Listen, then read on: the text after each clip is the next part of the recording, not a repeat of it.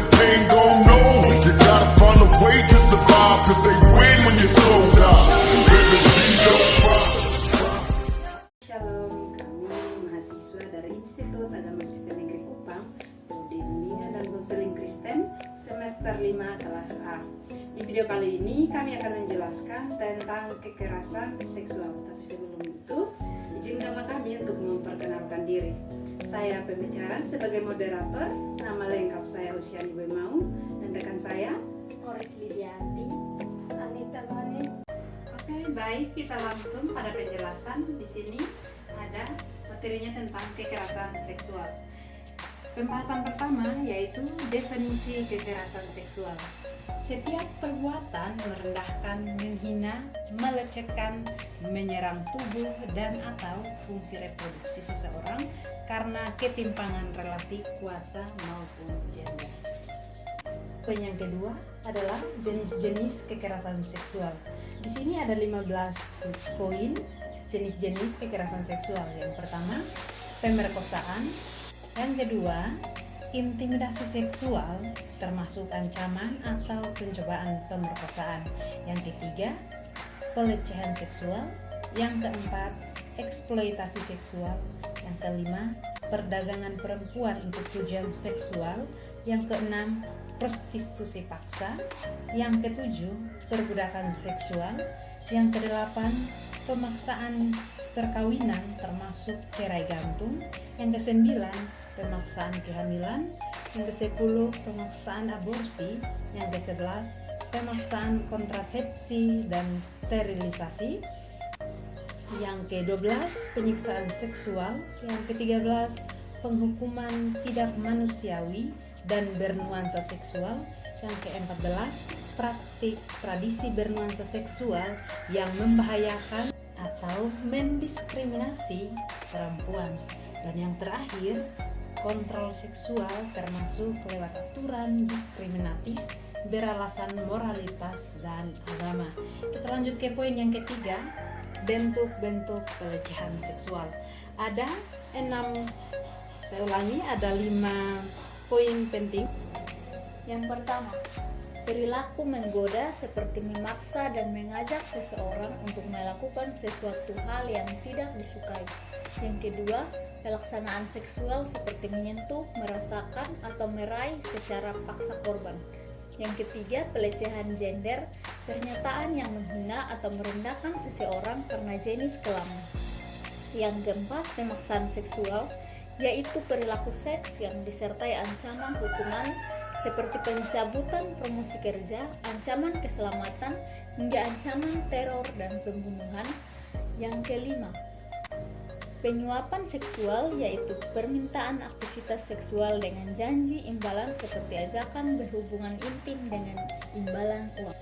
Baik, sekarang kita lanjut ke poin yang berikut, yaitu pelaku kekerasan bisa siapa saja.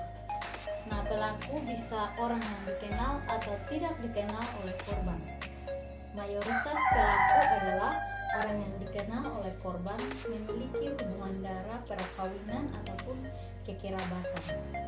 Nah, kekerasan seksual ini menyasar semua umur, bukan saja orang dewasa tetapi juga anak bahkan balita. Dampak kekerasan seksual.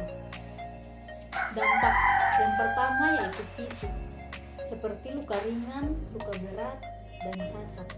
Yang kedua adalah psikis, seperti depresi, ketakutan, trauma, dan lain-lain. Yang ketiga, seksual, misalnya rusaknya organ seksual, tidak berfungsinya organ seksual. Dampak yang keempat adalah relasi sosial, pengucilan, berkurangnya kesejahteraan sosial, dan stigmatisasi. Dampak yang kelima adalah hak melanjutkan pendidikan, dilarang mengikuti ujian, dikeluarkan dari sekolah, diminta mengundurkan diri dari sekolah, dan dampak yang terakhir adalah hilangnya nyawa. Kekerasan seksual bukan hanya berdampak bagi korban, tetapi juga keluarga dan komunitas dewasa, tetapi juga anak bahkan balita. Yang berikut, penanganan kekerasan seksual wajib dilakukan. Jika terdapat laporan kekerasan seksual, perguruan tinggi wajib melakukan penanganan sesuai Permendikbud nomor 30 tahun 2021. Yang pertama, pendampingan, yaitu ada 5. Yang pertama, konseling, layanan kesehatan, bantuan hukum, advokasi, bimbingan sosial dan rohani. Yang kedua, perlindungan, terdiri dari 3, yaitu yang pertama, jaminan keberlanjutan pendidikan atau pekerjaan. Yang kedua, penyediaan rumah aman. Yang ketiga, korban atau saksi bebas dari ancaman berkaitan dengan kesaksian yang diberikan. Yang keempat, pengenaan sanksi administrasi, terdiri dari 2. Yang pertama, ringan, sedang, dan berat. Yang kedua, tidak mengesampingkan peraturan lain. Yang keempat, pemulihan korban, terdiri dari 3. Yang pertama, melibatkan psikologi, tenaga medis, pemuka agama. Yang